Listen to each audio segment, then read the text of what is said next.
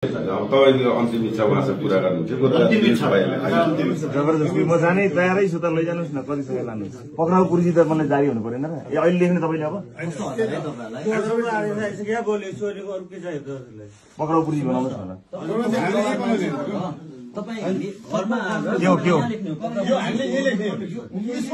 पूर्व गृह मन्त्री संसदको 14 ठुलो दलको अध्यक्ष पपुलिस्ट एकदम पपुलर जनताले मानेको चाहिँ पत्रकार राजनीतिमा आइसकेपछि अब अहिले नेता भनौँ उहाँलाई समात्न अदालतले निर्णय गर्यो। अब त्यो अर्को दिन चाहिँ त्यो निर्णय लिखित भएर जिल्लामा जान्छ उच्चले गरेपछि जिल्लाले फेरि तपाईको चाहिँ सिडिओ कार्यालय होला हैन त्यहाँबाट फेरि प्रहरी प्रधान कार्यालय जाने होला। त्यो चिठी 2-3 दिन लाग्छ हैन। नर्मल्ली अब म आफैले रिट हालेर जिताएछु पोखराको मेयरलाई त्यो हामीलाई महिनौ लाग्थ्यो त्यो पाउन हैन। तर यहाँ त उता समाचार आउने बित्तिकै प्रहरी चाहिँ पक्राउ पुर्जी रुममा गएर ल्याएछ। मैले यो बयान गर्न जरुरी छैन, विज्ञ साथीहरूलाई थाहा छ मेरो जीवनमा पनि यस्तै केही घटनाहरू घटेको र जस्तो कि मैले फेरि हरेक प्रहरीलाई चाहिँ नराम्रो भन्दिनँ। मैले केही प्रहरीको चाहिँ प्रशंसा गरेर मेरो युट्युब च्यानलमा भिडियो हालेको छु अनि केही नगरेका बाँकी रहेका कुराहरू आज म भन्न गइरहेको छु किनकि देश साह्रै नाजुक अवस्था गइसक्यो। यहाँ चाहिँ कस्तो भयो भने जसको शक्ति उसको भक्ति भइसक्यो। अहिले यो केसमा चाहिँ म बोल्नै पर्ने हुन्छ। फेरि लामो स्ट्याटस लेखेर जस्तो नारायण गाउँले लेख्नुहुन्छ मैले पनि प्रायः पढ्दैन, धेरै लामो लाग्यो भने त्यो मुड भएन भने पढ्न मन लाग्दैन किनकि किताब पढ्ने बानी नै बिग्रिसक्यो। त्यस्तै धेरैले पढ्नुहुन्न, कतिले स्ट्याटस के अरे भन्छ समाचारको चाहिँ हेडलाइन पढेर कमेन्ट गरेर आएको छु मैले फेसबुकमा हैन। हामी नेपाली टु लेजी हो, we are the laziest person. Even म पनि एकदम लेजी मान्छे हो, मलाई चाहिँ अहिले फिल हुन्छ हैन। म लेक साइडको मदिरा व्यवसायी भनौँ न, मेरो बार थियो रक्सीको बार र मदिरा चाहिँ 10 बजे बन्द हुने भनेर लेखा हुन्छ अन्तशुल्क हामीलाई इजाजत दिँदा। तर कानुनमा के छ भने स्थानीय सरकार भनेको यो भनौँ न स्थानीय प्रशासनले यदि त्यो चाहेको खण्डमा त्योभन्दा अगाडि अथवा पछाडि पनि बन्द गर्न सक्ने भनेको छ। जस्तो कि पोखराकै अब क्याम्पस पिएन क्याम्पसको आसपास 8 बजे बन्द हुन्छ भने लेक साइडमा 1 घण्टा एक्सटेन्ड गरेर 11 बजेसम्म थियो। पछि प्रचण्ड प्रधानमन्त्री हुँदा र पोखराको मेयरले गरेर राति चाहिँ 1 वर्ष सामान्य पसल पनि खोल्न पाउने बनाइदिनु भयो। त्यो विषयमा मैले फेरि मेयरलाई धन्यवाद दिन चाहिँ चुचुकाएन किनकि म राम्रोलाई राम्रो र नराम्रोलाई नराम्रो भन्न नडराउने मान्छे हो। म चाहिँ 11 बजे पसल बन्द गरेँ, ठ्याक्क बन्द गर्न लाग्यो 11:05 मा 10 यस्तै भएको थियो। कस्टमर छिरिहाल्नु भयो भित्र। छिरेपछि अब सर्भिस त दिनु पर्यो, मैले सर्भर डाउन गरेर सर्भिस दिँदै थिएँ। तपाईँले त्यहाँ सिसी क्यामेरामा टाइमिङ पनि हेर्न सक्नुहुन्छ। यतिकैमा बन्द भएको सटर कसैले खोल्नु भयो र भित्र आउनु भयो, जाङ्गो मान्छे हैन, सुई आउनुभयो। तपाईँ बाहिर निस्किनुहोस् जाउँ भन्नुभयो हैन। अब त्यहाँ के हो मैले लाइफमा कहिले त्यो सिआइडी भन्ने थाहै भएको थिएन। मैले यत्रो वर्ष हैन नाम चाहिँ सुनिरहेको सिआइडी यस्ता हुन्छन्, कपाल बालेका हुन्छन् चाहिँ झुकाउन आउँछन्, उनीहरू काम सूचना सङ्कलन गर्ने यताउता सुनेको थिएँ तर यस्तो हुन्छ भन्ने थाहा थिएन। उहाँभित्र आइसकेपछि हुन्छ सर म जान्छु, म पसल बन्द गर्नुपर्ने सर भने मैले। अनि त्यो कस्टमर चाहिँ बसेर खाइरहेको थिएँ, खासै प्रहरीसँग त्यो इन्ट्याक्ट भएको थिएन। अनि उहाँले भन्नु यदि मेरो बाहिर जाउँ त बन्द अब भन्नुभयो। अनि किन सर हामी त खाँदैछौँ, हामी पैसा तिरेर खानु पर्ने भन्ने त्यहाँ डिस्कस भइसकेपछि है झन्डै बाहिर निस्कि भनेर थर्काउनु भयो। त्यसरी कस्टमरलाई चाहिँ जनायो भन्ने जरुरी थिएन। फेरि उनीहरू चाहिँ 11-12 मा पढ्ने खालको कपालहरू थिए हैन। अनि उनीहरूले पनि बाहिर बाटोमै गएर प्रहरीलाई चाहिँ फोटोसोटो खिचे बाहिरबाट त पहलास भनेर थर्कायो अरे। त्यहाँ प्रहरीको एकछिन नाकजोक भयो। त्यसपछि मलाई त जति नि अब त्यो बन्द भएको सटरबाट लाने नै अब त्यहाँ नाकजोक गएपछि उसलाई रिस उठ्यो होला हैन, प्रहरीलाई मलाई हाल्ने नै भयो। ल र भ्यानमा हाल्नलाई चाहिँ लिएर गयो। यसमा गल्ती जो समात्न आयो उसको त म भन्दिनँ, उसलाई त पठाइयो हैन, उसको बोल्ने शैली ठिक थिएन तर उसको गल्ती नै त होइन। तर जो कार्यालय प्रमुखले मलाई चाहिँ मैलाई भनेर पठाउनु त होइन कि, त्यति बेला चाहिँ धेरै व्यवसायीलाई उठाउनु भएको थियो राति खोल्नेलाई। जस्तो हामीले दोकान खोलिदिएपछि ठुला क्लबहरू नचल्ने अनि क्लबसँग चाहिँ अब साथी सम्बन्ध भइसकेपछि हामीले बन्द गरिदिएँ, उहाँ गएर खान्छन् म महँगो तिर्छन् भन्ने सोचले केही प्रहरीहरूले हामीले चाहिँ बन्द गर्ने त कोसिस पनि गर्नुभयो। कति साथीलाई मुद्दै पनि खेप्नु भएको छ। रेकर्ड चाहनुहुन्छ भने मसँग रेकर्डहरू छ है, म यता चाहिँ तपाईँलाई रेकर्ड उपलब्ध गराउन सक्छु। त्यस्तै यहाँनिर म तपाईँलाई अर्को भिडियो देखाउँछु जहाँ चाहिँ यो विवादमा सायद तनहुँ दमौलीमा चाहिँ राप्रपाका साथीहरूले राँके जुलुस बाल्नुभयो। बालिसकेपछि त्यहाँ एउटा प्रहरीले के भन्नुहोस् तपाईँले राँके जुलुस बाल्न पाइँदैन भने थाहा छ थाहा राँको बाल्न पाइँदैन भनेर उहाँले चाहिँ हालिहाल यो बढी हालिहाल अन्त है त्यो सही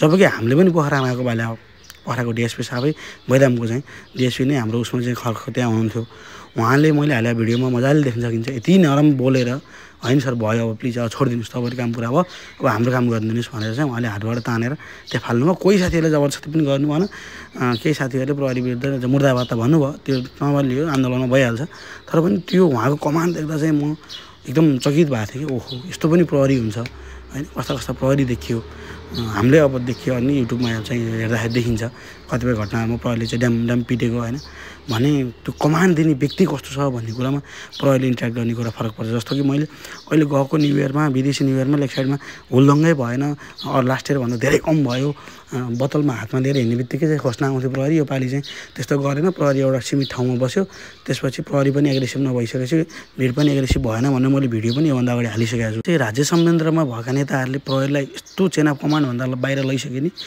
अहिले त्यो भिडियो रवि लामिछानेले आएको त्यो भिडियो राम्रोसँग हेर्नुहोस् त्यो प्रहरी जसले चाहिँ अन्तिम इच्छा सोधेको छ तपाईँको अन्तिम इच्छा उहाँसँग पुरा गर्नुहुन्छ ऊ चाहिँ वफादार हो एमालेको वफादार हो उसलाई चाहिँ भोलि फुल लाउनु छ नि त होइन त्यो बोली उसको चिप्लिसकेको छ किनकि ऊ त माथिबाट फोन आएर चाहिँ आएको हो नि त चेनामा कमान्डले आएको होइन कि नेताको फोनले आएको त्यही भएर अब हामीले चाहिँ बोल्न ढिलो भइसक्यो साथीहरू होइन रविजीले चाहिँ राजा मान्नु नमान्नु त फरक पर्दैन फेरि मैले भिडियो बनाउँदै गर्दा म राजावादी भन्नु होला होइन म राजावादी होइन राष्ट्रवादी हो पहिलो कुरा मैले मेरो स्ट्याटस त्यहाँ लेखिसकेको छु म हिजो कट्टर गणतन्त्रवादी हो र ज्ञानेन्द्रलाई चुनाव लड्न आऊ भने स्ट्याटस मेरो फेसबुकमा छ डिटेल मैले लामो लेखेको छु त्यहाँ खासै कमेन्ट पनि आएको छैन त्यही मैले लामो लेखिदिनु भन्ने कारण त्यो हो हिजो राजाले चुनाव लड्न आऊ भन्ने मान्छे मै हो तर अहिले राजा आऊ देशमा जाऊ मै भन्दैछु तर यो भन्दैमा मैले राजतन्त्र चाहेको छैन मैले राष्ट्रपतिको ठाउँमा राजा जस्तो कि हिजो पाथिभरामा चाहिँ त्यो आन्दोलन हुँदा यदि राजा भएको भए चाहिँ प्रधानमन्त्री त्यो के गरे बोलाएर चाहिँ त्यो छलफल गराउनुहोस् भन्न सक्थ्यो होला होइन अब पार्टी र गुटको चाहिँ राष्ट्रपति भएको छ उसले प्रधानमन्त्रीलाई के बोल्न आफ्नै पद खुस्किन्छ बोल्ने कुरै भएन त्यो केसमा चाहिँ मैले राजा ठिक छ भनेर भने हो होइन फेरि यो कुरामा अर्को पनि म के भन्छु भने अझै पनि राजाले नै जसरी हिजोको प्रजातन्त्र दिवसमा वक्तव्य निकाल्नु होइन त्यस्तै आएन भने आन्दोलन पनि उड्दैन र राजा आउन पनि सम्भव छैन तर उहाँले चाहिँ वक्तव्य निकाल्नु पऱ्यो म कार्यकारी चाहिँ बस्दिनँ कार्यकारी जनताको छोरालाई बनाउँछु जो प्रत्यक्ष निर्वाचित हुन्छ उसलाई दिन्छु म चाहिँ संवैधानिक राजा बस्छु भनेर उहाँ भन्नु पऱ्यो तयारी पनि हुनु पऱ्यो होइन त्यो केसमा राजा होइन भने हिन्दू राष्ट्र र प्रत्यक्ष निर्वाचित कार्यकारी बटम लाइन हो मेरो तर्फबाट भन्दाखेरि त्यो मेरो लागि बटम लाइन हो र म त्यसको लागि अहिले राप्रपालाई सहयोग गरिरहेको छु म हिजो विवेकशीलबाट राजनीति सुरु गरेको मान्छे तपाईँले मेरो स्ट्याटसको म लिङ्कहरू तल राखिदिन्छु यदि हेर्न चाहनुहुन्छ भने म हिजो माओवादीलाई समर्थन गरेको मान्छे पनि हो कम्युनिस्टलाई समर्थन गरेको मान्छे पनि हो त्यसैले साथीहरू अब ढिला भइसक्यो देश बर्बाद भइसक्यो अब पनि यदि तपाईँहरू बोल्नुहुन्न भने यो विदेशमा बसेर अझ म भन्न चाहन्छु साथीहरू उचाल्नुहुन्छ कि नेता राम्रो यो त्यो होइन नेपालमा आउनुहोस् क्या साथीहरू नेपालमा हेर्नुहोस् हामी व्यवसाय गर्ने मान्छेहरूलाई कसरी चाहिँ विस्थापित बनाइन्छ भन्ने कुरो म सानो भिडियो क्लिप यहाँ हालिदिन्छु फेरि त्यति बेला मलाई प्रहरीले राम्रो सहयोग गरेको थियो किनकि म गलत थिइनँ त्यहाँ गुन्डागर्दी भएको थियो मेरो पसलमा है गुन्डाहरू चाहिँ आएका थिए फेरि गुन्डा मैले भनिरहेको छैन अपिल त्रिपाठीको कार्यक्रम हेर्नु होला त्यो कार्यक्रममा लेग साइडको फुड ट्र्याकमा हप्ता उठाएको भनेर गुन्डा उसले भनेको छ है मैले भनेको छैन प्रहरीले जेल पनि हारेको छ है त्यही व्यक्तिहरू मेरो पसल चाहिँ तोडफोड गर्न आए मैले मेरो पसलबाट हात धुनु पऱ्यो कार्तिकबाट म 2-3 महिना डिप्रेसनमै गएँ अब त्यो सबै कुरा नबताउँ भिडियो लामो पनि भन्छ है कुनै दिन मौका मिलेछ भने कहीँ भनौँला भिडियो बनाउँला तर देशको अवस्था साह्रै भइसक्यो साथीहरू अब यो विदेशमा बसेर चाहिँ नेपाली पासपोर्ट छोडेर अर्को पासपोर्ट खोज्न गएकाले नेतालाई वाह गरेर तिनका पछि नलाउँ हेर्नुहोस् बहुत गाह्रो छ म पनि विदेश बसेर खाडी बसेर पसिना चुहाएर आएर नेपालमा के गर्छु भने मान्छे हो विदेश पनि त्यति सजिलो छैन जे गर्नुपर्छ आफ्नो देशमा गर्ने हो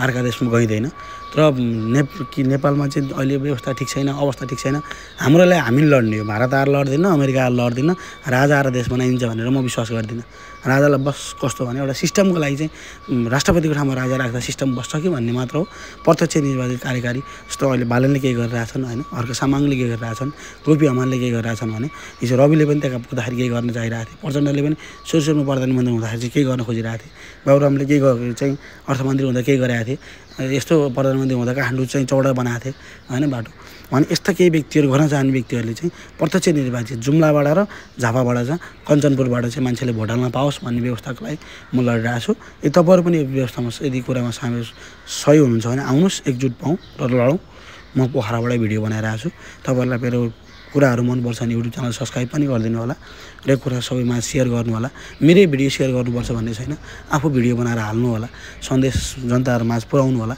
देश चाहिँ साह्रै अराजक भयो, प्रधानमन्त्री अहिलेका चाहिँ साह्रै अराजक हिटलरै भइसके, यो चाहिँ साह्रै खराब छ र यसका विरुद्ध एक भएर लड्नुपर्छ। मैले यति बोल्दै गर्दा मलाई लगेर हाल्छ भने ठिकै छ, बसौँला होइन।